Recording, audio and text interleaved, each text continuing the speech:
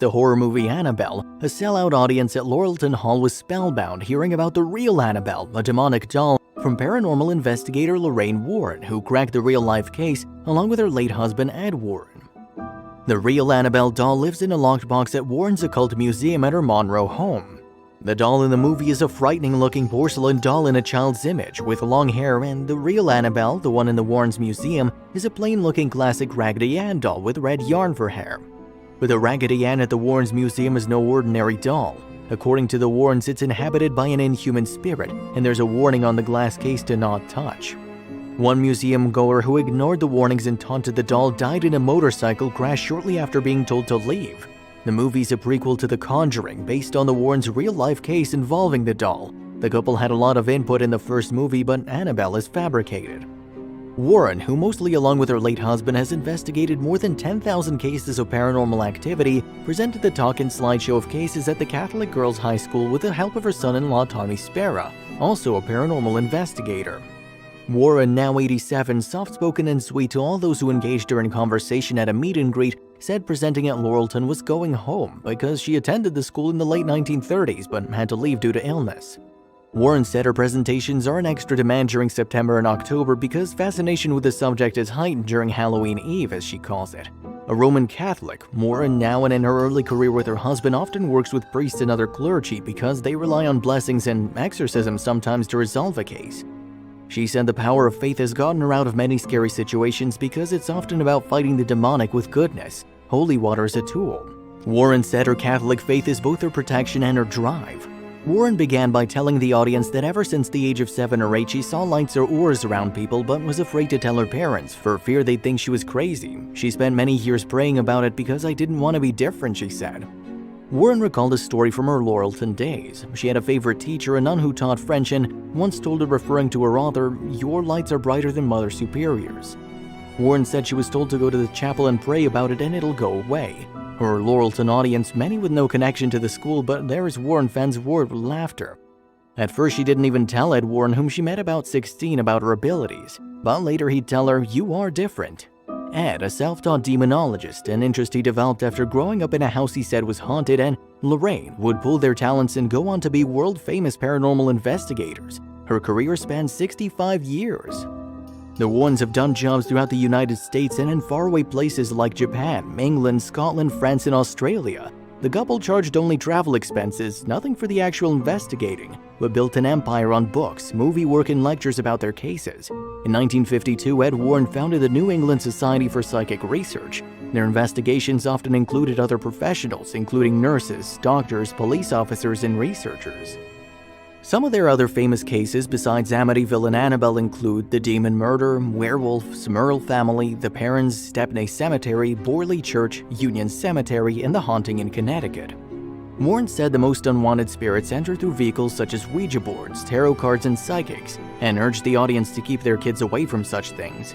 Spera said 7 of their 10 cases involved someone with a Ouija board asking, "Is there a spirit here?" If you go into a very happy home very seldom, bad things will be found, Warren said. She and Spera continued to work after Ed's death in 2006 and are currently working on a haunting case in Stratford. Every town in Connecticut has paranormal activity, Warren said, noting a recent exorcism-like event on a New Haven man, 31. Going into haunting experiences, there were some bad ones, scary ones. My faith was always my protection, she said.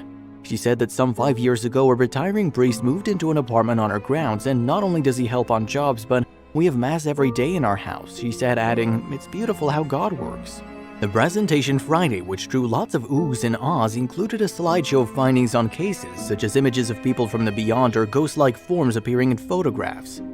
Spera spent part of the talk on the eerie real-life Annabelle story and emphasized that of all the items in the family's occult museum, that doll is what I'd be most frightened of. Curators believe the doll has the power to kill, according to a film on the Annabelle case.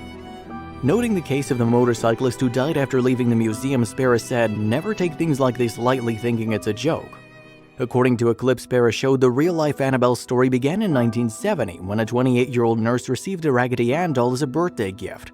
She put the rag doll on her bed and began to notice it changing positions. A leg would be crossed or the doll would be lying on its side. Then the girl and her roommate began to find parchment paper on the floor with written messages such as "Help me, help us." They had no parchment paper in the house. The doll began appearing in different rooms and at one point appeared to be leaking blood. Then one day a male friend was taking a nap and woke up with the doll staring at him, and he felt he was being strangled. There were deep scratch wounds on his upper body. The girls at first thought maybe an intruder was moving the doll around and leaving notes. When they ruled that out, according to the Occult Museum website, not knowing where to turn, they contacted a medium and a seance was held. The girls were introduced to the spirit of Annabelle Higgins, said to be a young girl that resided on the property before the apartments were built and died there at age 7. According to the website, the spirit related to the medium that she felt comfort with the 2 roommates in the apartment and wanted to stay with them and be loved. The roommates gave Annabelle permission to inhabit the doll, but things got worse. The Warrens took an interest in the case and contacted the women. They came to the immediate conclusion the doll itself was not in fact possessed, but manipulated by an inhuman presence, according to the Warrens' website, which goes on to say, truly the spirit wasn't looking to stay attached to the doll, it was looking to possess a human host. Spera said the Warrens took the doll and Ed Warren told his wife they should avoid the highway because he was going to be a rough ride home, and he was right. At some point he had to sprinkle the Annabelle doll with holy water to calm it down. The movie Annabelle doesn't resemble the real-life story. In the movie, the doll is owned by a young couple given to the woman for her doll collection.